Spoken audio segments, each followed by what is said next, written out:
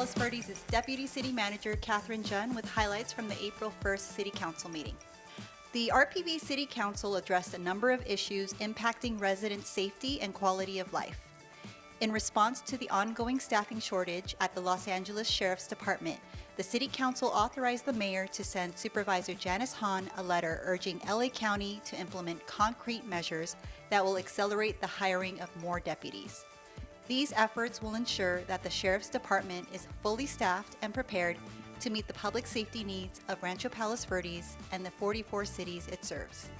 The City Council also authorized the mayor to join the 3 other peninsula cities in sending a letter to Governor Gavin Newsom requesting a moratorium on additional housing legislation that creates further density in very high fire hazard severity zones.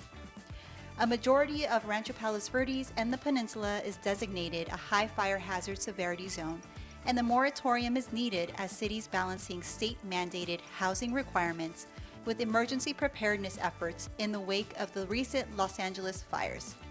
On the city's energy front, the council considered adopting fees for electric vehicle charging stations that are expected to be installed this summer at Ladera Linda Community Park.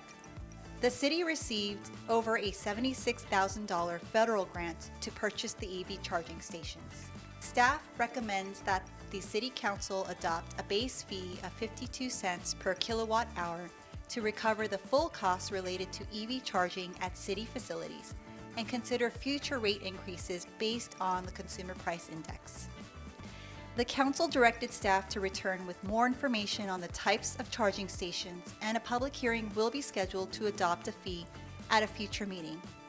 Meanwhile, the City Council continued to consider a proposed Point Vicente Interpretive Center museum annex that would house the Palos Verdes Historical Society's collection of artifacts.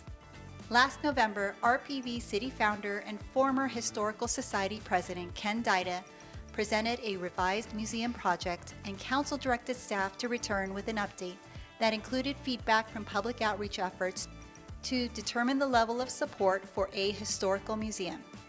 Based on staff findings, the City Council decided to not take any action on the proposal and encouraged the PV Historical Society museum organizers to consider other options.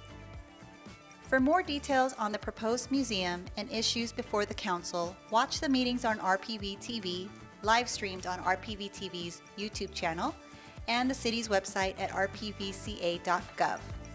Let's stay connected and remember, we are RPV together.